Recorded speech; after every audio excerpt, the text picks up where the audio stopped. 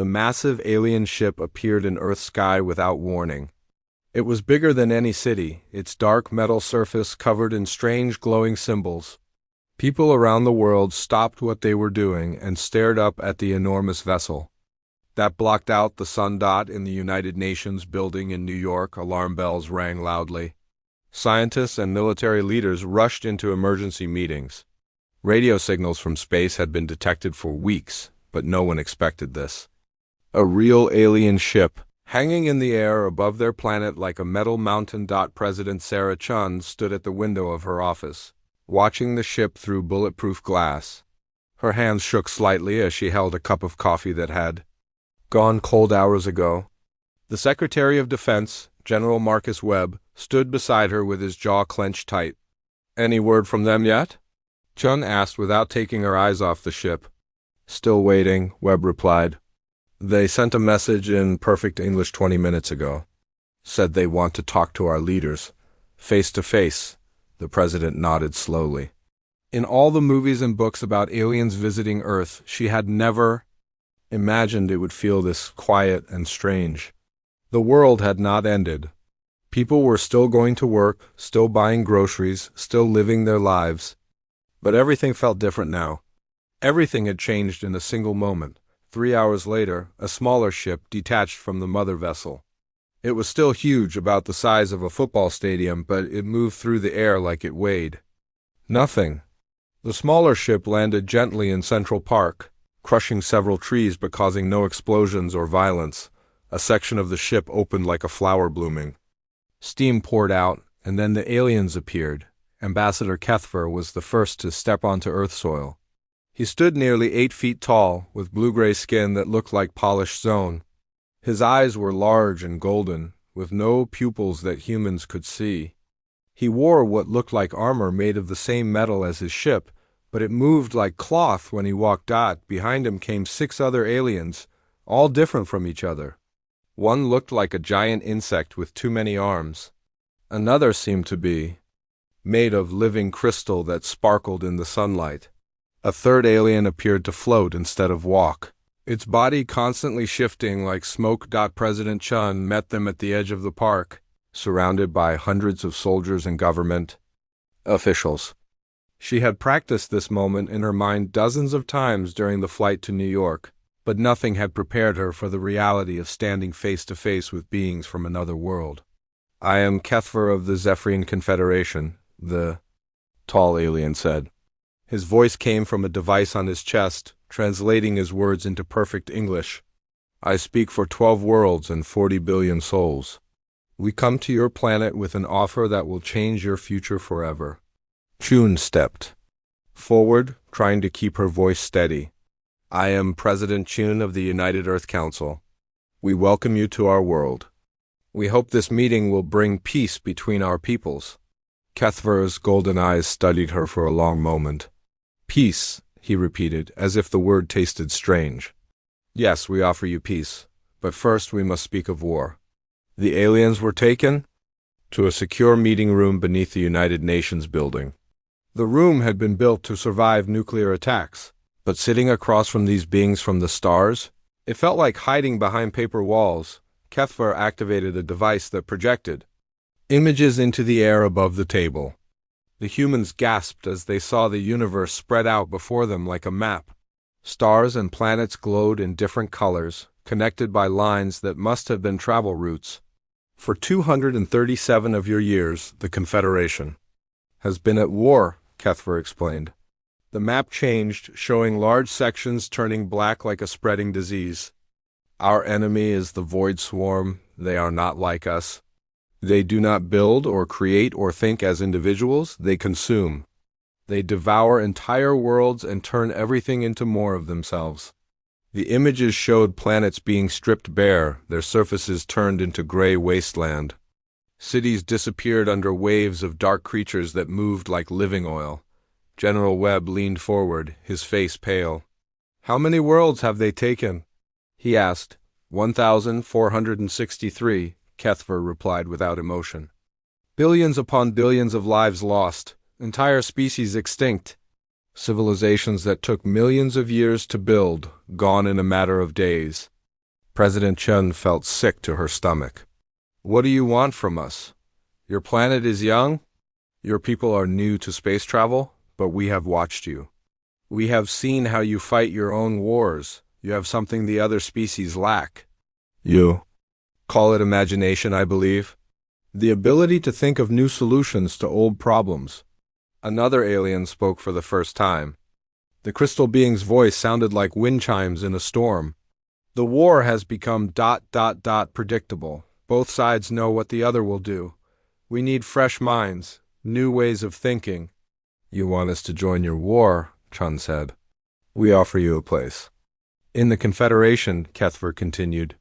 We will share our technology with you. Your diseases will be cured. Your energy problems solved. Your people will live for hundreds of years and travel between the stars. In return, you will provide soldiers and ships for the war effort. General Webb's eyes lit up as new images appeared. Alien weapons that could destroy mountains. Spaceships that could cross the galaxy in days. Medical devices that could regrow lost limbs. The technology was beyond anything humans had ever dreamed of. It's incredible, Webb whispered, but President Chin was thinking about the black sections of the star map. All those dead worlds, all those extinct species. What if we say no? The room became very quiet. The aliens looked at each other, and something passed between them that the humans could not understand. No species has ever refused our offer, Kethver said slowly. But what if we do? Chun pressed. Those who do not stand with the Confederation are potential resources for the enemy, the crystal alien chimed. The swarm corrupts everything it touches. Neutral worlds become breeding grounds for our enemies. President Chun felt a chill run down her spine. It sounded like a threat wrapped in concern. We need time to discuss this with our people, she said. This is not a decision one person can make, Kethver nodded. We understand. We will remain in orbit for 30 of your days. But understand this, President Chun, the galaxy is at war. There is no safe place for those who refuse to choose a side. The void swarm grows stronger with each passing day. Soon, they will come to this sector of space. When they do, you will need allies. Or you will be consumed, added the floating smoke alien in a voice like whisper. The meeting ended with polite words and formal handshakes, but everyone in the room understood the real message. Join us, or else. As the aliens returned to their ship, President Chung called an emergency session of the United Earth Council. Representatives from every nation gathered to watch the recordings of the meeting and debate humanity's response. The arguments went on for days. Some leaders wanted to accept immediately, seeing the incredible technology as worth any price. Others worried about losing Earth's independence and sending their young people to die in someone else's war. Dr. Maria Santos, Earth's leading xenobiologist, raised the most troubling question of all during one late-night session. What if this is how it always starts? She asked the exhausted council members. A powerful alliance shows up offering protection and demanding military service. Maybe the Void Swarm isn't the only enemy out there. Maybe the real enemy is the kind of thinking that says you're either with us or against us. In the end, the vote was close but clear. Earth would not join the war. They would offer humanitarian aid, medical supplies, and knowledge, but they would not send human soldiers to fight in a conflict they did not understand. President Chun delivered the decision to Kethver 3 days before his deadline, the alien ambassador listened without expression as she explained Earth's position. When she finished, he stood silently for a long moment, his golden eyes reflecting no emotion. You are making a grave mistake, he said finally. The galaxy is not a place for children playing at being adults. You will learn this truth soon enough. Is that a threat?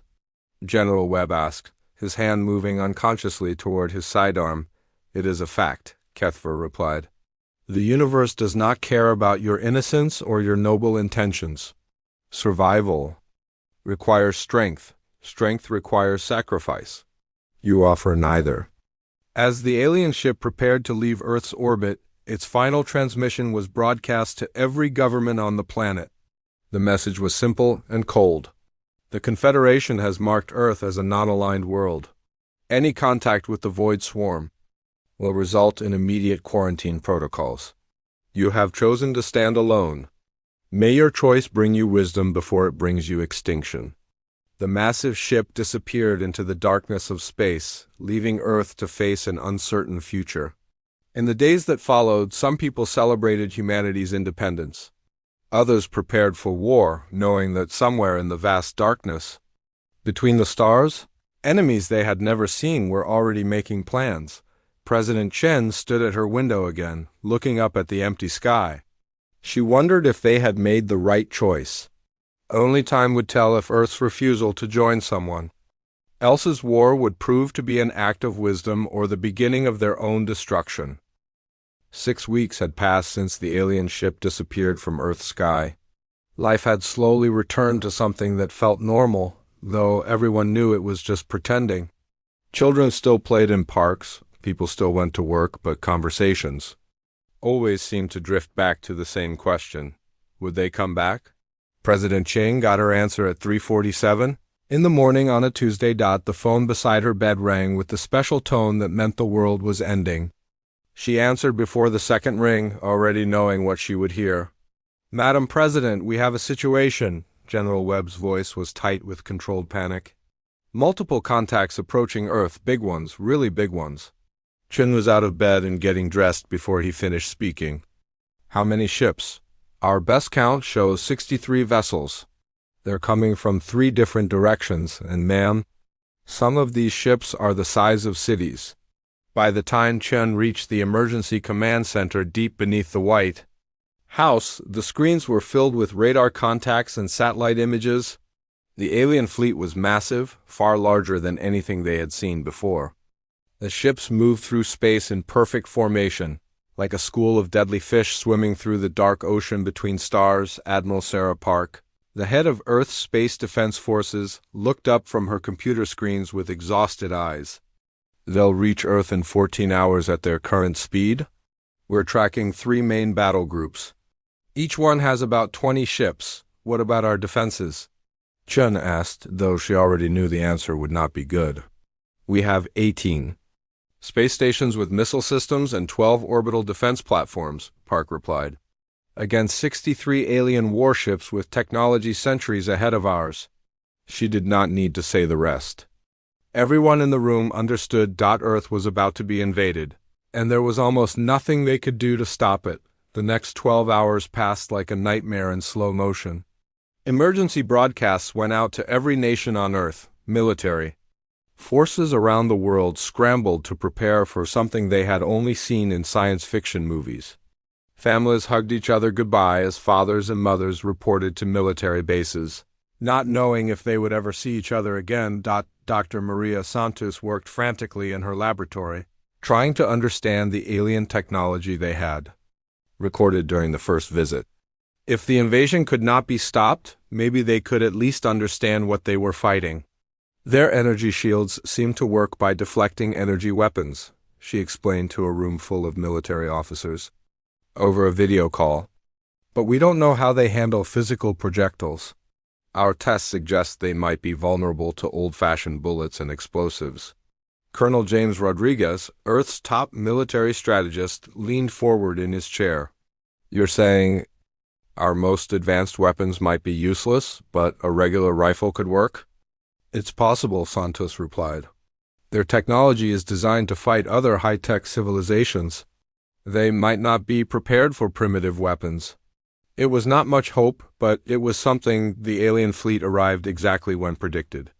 The ships came out of faster-than-light travel in 3 groups, surrounding Earth like hunters circling wounded prey. Each ship was a work of art and terror, their hulls covered in the same strange glowing symbols that had decorated Kethver's vessel. The largest ship was over 5 miles long and shaped like a curved blade. It positioned itself directly above North America, its shadow covering several states. 2 smaller fleets took positions over Europe and Asia, while scout ships spread out to watch the rest of the planet. For 6 hours, nothing happened. The ships just hung in space, silent and waiting. Then, at exactly noon Eastern Time, every television, radio, An internet connection on Earth broadcast the same message. Kethvar's face appeared on screens around the world. Behind him stood dozens of alien soldiers in battle armor, their weapons gleaming with deadly energy. "People of Earth," his translated voice echoed in every language simultaneously. "6 weeks ago, your leaders chose to refuse our generous offer of alliance. They chose to remain weak and divided rather than join the civilized galaxy. This choice has consequences." President Chun watched from the command center, her hands clenched into fists.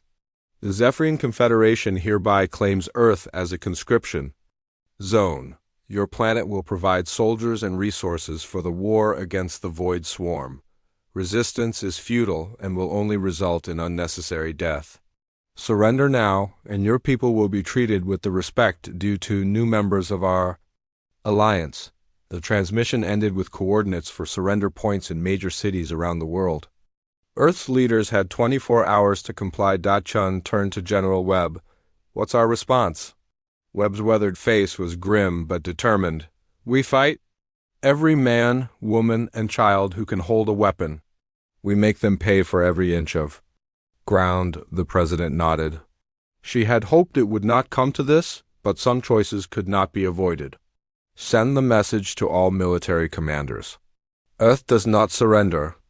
The invasion began at dawn the next day. Alien dropships descended from the massive fleet like falling stars. Each ship was the size of a building and carried hundreds of soldiers. They landed simultaneously in 12 major cities around the world: New York, London, Tokyo, Moscow, Beijing, New Delhi, Cairo, Sydney, Rio de Janeiro, Lagos, Mexico City, and Los Angeles. The aliens expected quick victory. Their intelligence suggested that humans were a young species with primitive weapons and no real military organization. The conquest should be finished in 3 days. They were wrong. The first surprise came in New York City. A squadron of alien soldiers in powered armor marched down Fifth Avenue, their energy weapons humming with readiness. They expected terrified civilians to flee before them or surrender immediately. Instead, windows on both sides of the street exploded outward as human soldiers opened fire with automatic rifles and rocket-propelled grenades. The aliens' energy shields sparked and failed under the barrage of simple lead bullets and chemical explosives. Staff Sergeant Mike Chun, no relation to the president, crouched behind an overturned car and watched alien soldiers fall like metal scarecrows. Their armor was impressive, but it was designed to stop energy weapons, not old-fashioned bullets traveling at high speed. "Keep firing," he shouted to his squad. "These bastards bleed just like anything else." In London, the aliens tried to secure Parliament. They found the building empty except for a few security guards who seemed ready to surrender. As the alien commander entered the main chamber, the guards dropped their weapons and raised their hands. Then the building exploded. Captain Emma Wright had rigged the entire structure with enough explosives to level 2 city blocks. The aliens never expected an enemy to destroy their own symbols of power just to kill a few invaders. The same pattern repeated around the world. In Tokyo, businessmen in suits threw homemade bombs from office windows. In Moscow, grandmothers with hunting rifles shot alien officers from apartment balconies. In Cairo, taxi drivers loaded their cars with explosives and drove them into alien formations. The humans were not fighting like a proper military. They were fighting like every person on the planet had become a soldier overnight. Old people, young people, rich people, poor people, everyone was fighting, and none of them followed the rules of civilized warfare. Admiral Zektar, commander of the invasion fleet, stood on the bridge of his flagship and stared at the reports coming in from the surface. Half of his advance forces were dead or missing.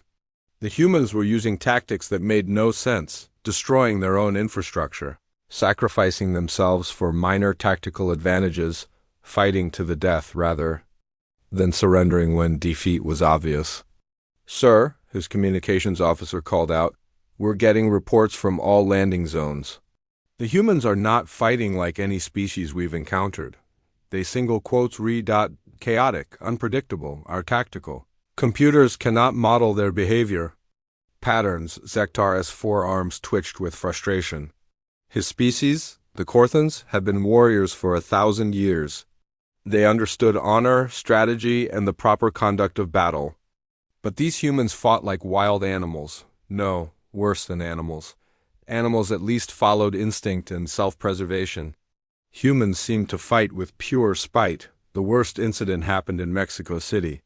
A human female named Rosa Martinez had lost her 2 sons in the first alien attack. She armed herself with nothing but kitchen knives and a belt of hand grenades, then walked straight into an alien command post during their victory celebration. The explosion killed 15 alien officers and Rosa Martinez. But before she died, she screamed something in Spanish that the alien translators picked up and broadcast to the entire fleet. "Earth remembers, Earth does not forgive." Those words spread through the human resistance like wildfire.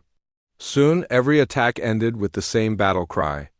Every bomb, every bullet, every act of sabotage was accompanied by the promise that Earth would remember what was done to them. 3 weeks into the occupation, Admiral Zektar faced a truth that no member of the Confederation had ever experienced before. His technologically superior force was losing to a primitive enemy armed with weapons that belonged in a museum. The humans had done something impossible. They had turned their entire planet into a weapon. Every city block was a potential battlefield. Every 8 months had passed since the aliens first landed on Earth. What they thought would be a 3-day conquest had turned into a nightmare that showed no signs of ending. In hidden bunkers and abandoned subway tunnels around the world, human engineers worked by candlelight and battery power, taking apart alien weapons like children dismantling expensive toys. Dr. Sarah Kim crouched in the basement of a destroyed hospital in Seoul, surrounded by pieces of alien technology that glowed with their own inner light. Her hands were dirty and cut from working with metal edges, but her eyes sparkled with the excitement of discovery. "Hand me that power cell," she said to Tommy Chun, a 19-year-old college student, who had become her assistant after his engineering professor was killed in the first week of fighting. Tommy passed her the alien battery, a crystal cylinder that hummed with energy. "Are you sure this won't explode and kill us both?" "Probably not," Sarah replied, connecting the power cell to a device that looked like a regular hunting rifle mixed with parts from a microwave oven. "The worst that could happen is we create a small black hole and destroy the city." Tommy stared at her with wide eyes. "I'm joking," Sarah laughed. "It would only destroy a few blocks." She was still joking, but Tommy was not entirely sure. The weapon Sarah had built was ugly and awkward, held together with duct tape and wire ties. But when she pulled the trigger, it fired a beam of pure energy that could cut through 3 feet of steel like butter. The aliens had sophisticated manufacturing systems that could build perfect weapons. Humans had imagination and a willingness to try stupid ideas that might work. "Test successful," Sarah announced, writing notes in a burned notebook. "Tommy, get on the radio. Tell the resistance leaders in Bizan that we have working energy weapons. And tell them the power cells can be recharged using car batteries and jumper cables." This was happening all over the world. In London, a former car mechanic named Jack Williams had figured out how to make alien armor fit human bodies by heating it with blowtorches and reshaping it with hammers. In Cairo, a team of computer science students had hacked into alien communication devices and learned to listen to their radio chatter, but the real breakthrough came from an unexpected source: Maria. Santos had been captured 3 months earlier while trying to evacuate children from a bombed school. The aliens took her to their main command ship, thinking a scientist might be useful for interrogation. They wanted to understand how humans had adapted so quickly to fighting advanced technology. What they did not expect was for Maria to spend her time in captivity studying them. The cell they kept her in was comfortable but secure, with walls that could not be broken and a door that only opened for alien guards. But Maria was a xenobiologist, trained to observe and understand alien life forms. She watched her captors carefully, learning their habits and weaknesses. The Korthans, she noticed, were creatures of habit. They followed strict schedules and procedures. Guard changes happened at exactly the same time every day. Meals were served at precise intervals. Even their casual conversations followed predictable patterns. More importantly, she discovered that their advanced technology had made them lazy. The ship's environmental systems were controlled by artificial intelligence that anticipated every need. The aliens never had to think about basic survival because their machines did all the thinking for them. Maria started small. She broke the light fixture in her cell, plunging the room into darkness. When the repair robot came to fix it, she watched how it worked. She learned that it would replace any broken component with an identical part from storage. Over the next few weeks, she systematically broke things in her cell and observed the repair process. She memorized how the robots moved, how they accessed different parts of the ship, and most importantly, how they communicated with the ship's central computer. The breakthrough came when she realized that the cleaning robots were essentially mobile computers with access to every system on the ship. If she could reprogram it took Maria 6 weeks to build what she needed. Using broken pieces of electronics from her cell, hair from her own head for wiring, and knowledge gained from years of studying alien technology, she created a small device that could interface with the cleaning robot's programming. The device looked like nothing more than a metal box with some wires sticking out of it. But when she attached it to the cleaning robot during its daily visit to her cell, it uploaded a virus that Maria had written in her head during long, boring hours of captivity. The virus was simple.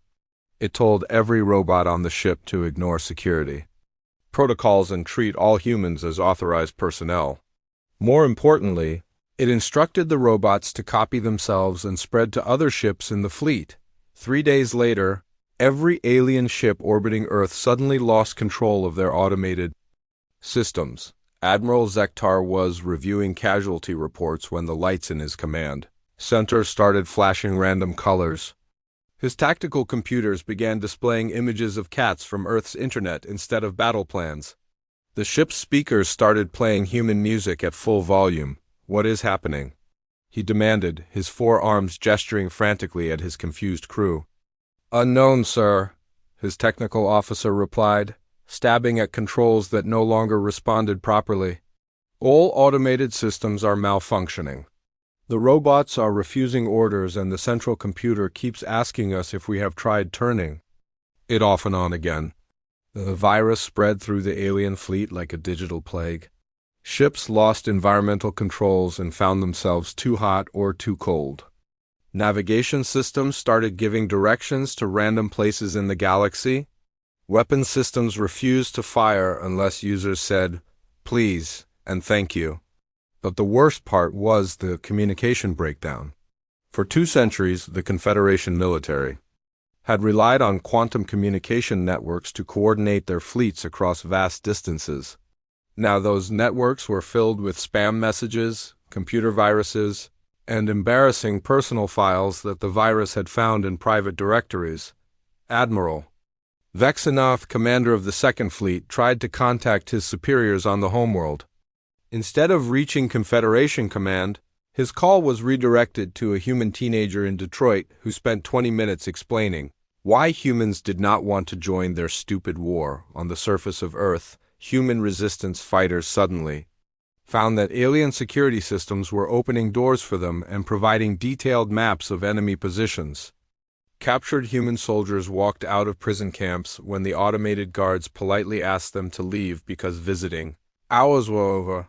The chaos gave human forces the opportunity they had been waiting for. Colonel Rodriguez coordinated a massive counterattack using stolen alien communication equipment. For the first time since the invasion began, human forces could work together instead of fighting as isolated groups. The attack on the main alien base in New York was led by Sergeant Mike Chun, the same soldier who had fought in the first battle on Fifth Avenue.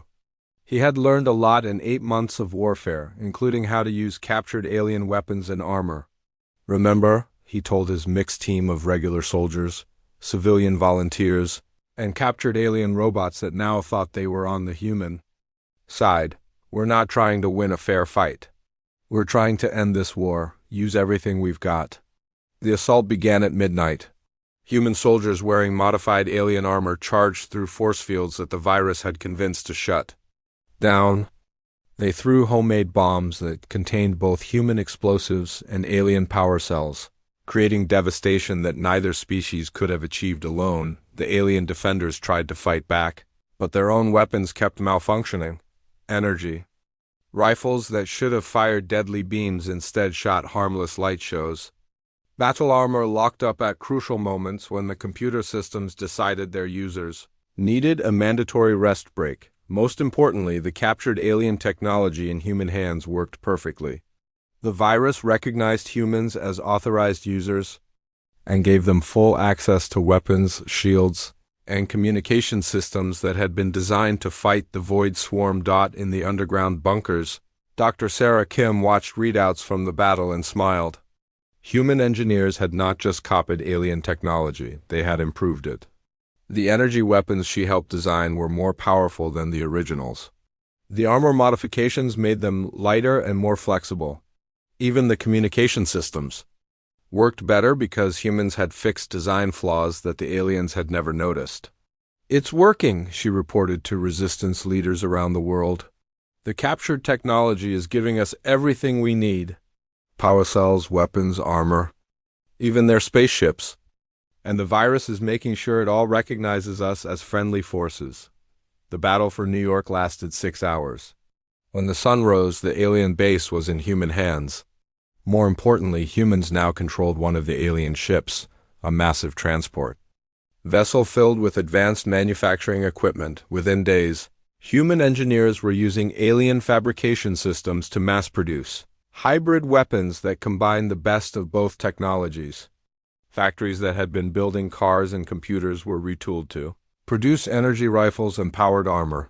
The psychological effect on the remaining alien forces was devastating. They had come to Earth expecting to fight primitive humans with simple weapons. Instead, they found themselves facing an enemy. The negotiations lasted exactly 14 minutes. President Chun sat across from Admiral Zektar. In what had once been the Alien Command Center in New York, between them was a table made from a piece of alien hull metal that human welders had cut and polished until it gleamed like a mirror. The room buzzed with the quiet hum of hybrid technology, alien computers running human software, human weapons powered by alien energy cells, and translation devices that worked better than anything either species had built alone. "Your terms are unacceptable," Zektar said, his forearms crossed in a gesture that meant stubborn refusal in his culture. "The Confederation does not negotiate with primitives." President Chun smiled, but it was not a friendly expression. Behind her, Colonel Rodriguez made a small hand signal. Throughout the building, human soldiers checked their weapons and prepared for what everyone knew was coming. "Admiral," Chun replied calmly, "I don't think you understand your situation. Let me explain it more clearly." She pressed a button on the alien control panel beside her. The wall screen lit up, showing live video feeds from around the world. Zektar saw his own ships in Earth's orbit, but something was wrong with the image. It took him a moment to realize what he was seeing. Human fighters were crawling all over the hulls of his fleet like angry insects. They moved in small groups, cutting through armor plating with captured alien tools and disappearing into the ships through holes they had burned in the metal. "Impossible," Zektar whispered. "Our shields would prevent any boarding action." "Your shields work against energy weapons and large objects," Chun explained. "They don't stop individual humans in spacesuits who approach slowly and carefully. My people have been boarding your ships for 3 days now. They're very good at it." On the screen, the video switched to interior shots of alien vessels. Human soldiers moved through corridors that should have been defended by automated security systems. Instead, alien robots were helping them find important areas of the ship and explaining how the controls worked. "The virus," Zektar said, understanding. Flooding his features. "The virus," Chun agreed. "Dr. Santos created something beautiful. Your own technology now treats humans as the rightful owners of everything in your fleet. Your computers obey our commands, your robots serve us coffee. Your weapons only fire when we pull the triggers. The Admiral's golden eyes widened as more video feeds appeared. In one, a human teenager was flying an alien fighter ship through impossible maneuvers while eating a sandwich. In another, a grandmother from Kansas was reprogramming a battleship's main computer using knowledge she had learned from repair manuals that the ship's library provided upon request. This is not how civilized species conduct warfare, Zektar protested. Chun leaned forward. Civilized species don't invade planets that refuse to join their wars. You came here expecting us to follow your rules. But here's something you should know about humans. We don't like rules we didn't help make. She pressed another button. This time the screen showed footage from inside an alien ship's weapon control room. A human engineer named Lisa Park was working alongside 3 alien technicians who had been captured weeks earlier. They were not prisoners anymore. They were colleagues, teaching each other improvements to weapon systems that neither species could have developed alone. Your own people are helping us, Chun pointed out. Lieutenant Vextal there has been very helpful in explaining how your energy distribution systems work. In return, Specialist Park taught him how to modify power couplings to increase efficiency. By 30%, Zektar stared at the screen in horror. Fraternization with the enemy was the worst crime a Confederation officer could commit. But the aliens on the video looked happy, excited even, as they shared knowledge with human scientists. They are traitors, he said. They are engineers, Chun replied. Engineers love solving problems more than they love following orders. Give them an interesting technical challenge and they forget about politics. Your Lieutenant Vextal has learned more about energy systems in 3 weeks working with humans than he did in 10 years working for the Confederation. The final video feed was the one that broke Zektar's composure completely. It showed the bridge of his own flagship, the most advanced ship in the invasion fleet. Human technicians were installing new equipment while alien crew members watched with fascination. How? Was all he could manage to say. Sergeant Williams led a boarding party through your garbage disposal system, Chun explained cheerfully. Turns out your waste management protocols have a security flaw. If you approach the ship from the right angle and move very slowly, the automated systems think you're space debris and helpfully guide you into the recycling bay. On screen, Sergeant Williams waved at the camera. He was wearing an alien command helmet that was far too big for his head, but it seemed to be working fine. The technical term is systems penetration through unexpected attack vectors, Chun continued, but we just call it thinking outside the box. Zektar slumped in his chair. His invasion fleet was compromised. His own crew was collaborating with the enemy. His advanced technology was being used against him by people who had learned to fly spaceships from instruction manuals they found in storage closets. What do you want? He asked in defeat. Complete withdrawal from Earth, Chun said immediately.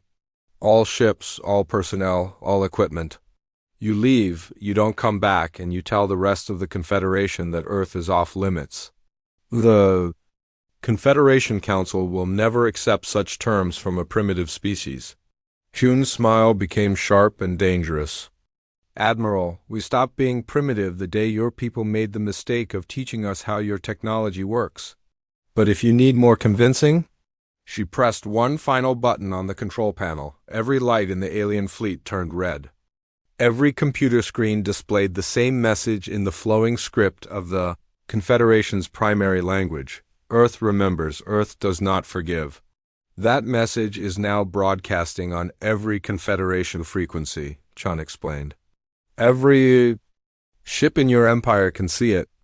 More importantly, every ship can see that the message is coming from your own fleet, using your own communication systems protected by your own encryption codes. Zektar felt his blood turn cold. The message meant that humans had not just captured his ships, they had gained access to the Confederation's entire communication network. Every military secret, every tactical plan, every strategic discussion was now potentially compromised. How much of our database have you accessed? He asked. Quietly, all of it. Colonel Rodriguez spoke for the first time, his voice flat and professional. Fleet movements, supply lines, base locations, personnel records, Technical specifications for every ship class in your Navy? We know more about the Confederation military than most of your own officers do, Chun nodded. We also found your files. On the Void Swarm, very interesting reading. It seems like your great enemy isn't as unstoppable as you told us. They have weaknesses, lots of them. The president stood up and walked to the window that looked out over New York City. In the distance, human and alien workers were collaborating to repair damage from the fighting. Alien construction robots moved rubble while human engineers directed the rebuilding effort. You know what the funny thing is? She said without turning around. We might have actually helped you with your war if you had asked nicely. Humans don't like bullies, but we do like solving impossible problems. The Void Swarm sounds like exactly the kind of challenge our people would find interesting. She turned back to face Zektar. But you didn't ask. You demanded. You threatened. You invaded. And now you've taught us everything we need to know about galactic warfare while turning yourselves into the enemy. The Confederation has 40 billion citizens and 12,000 warships, Zektar said desperately. Even with captured technology, Earth cannot stand against such numbers. You're right, Chun agreed. Earth couldn't. But Earth plus all the species you've conquered and bullied over the centuries? That might be a different story. She gestured to the communication console. We've been sending messages to every world in your empire, sharing technical information, teaching them the same tricks we learned, showing them how to turn your own technology against you. Rodriguez added, amazing how many species want to rebel when they realize their overlords can be beaten by primitives with imagination. The room fell silent except for the humming of hybrid technology and the distant sounds of a city rebuilding itself. Zektar understood that he was not just negotiating the end of one failed invasion. He was looking at the beginning of the end of the Confederation as a galactic power. You have 4 hours to evacuate your people from our ships, Chun said finally. After that, we're keeping everything as payment for damages. Your choice is simple. Leave peacefully and maybe we stay friends. Or stay and find out what other creative solutions humans can come up with.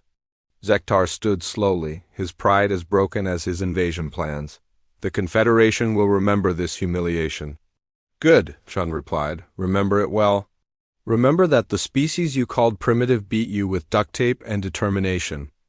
And remember that next time someone refuses to join your war, maybe you should ask yourself why. As the Admiral walked toward the door, Chun called after him.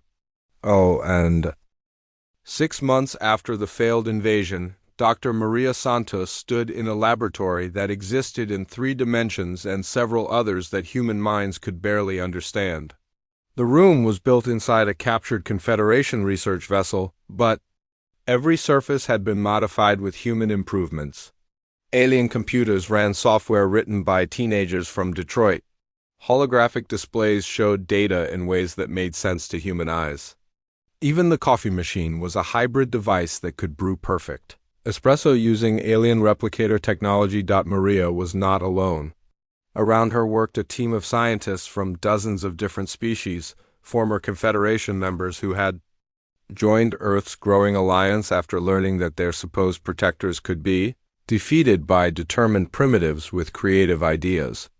The pattern is clear, said Dr. Kevlak, a crystalline being whose homeworld had been conscripted by the Confederation 50 years earlier.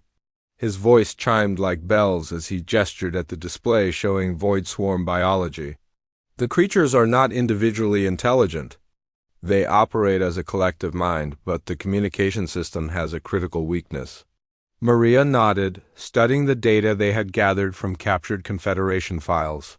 For 2 centuries, the galaxy's greatest military minds had tried to defeat the Void Swarm through conventional warfare, energy weapons, shields, tactical formations. It had never worked because they were fighting the enemy on its own terms. They think like a computer, Maria said, understanding flooding her.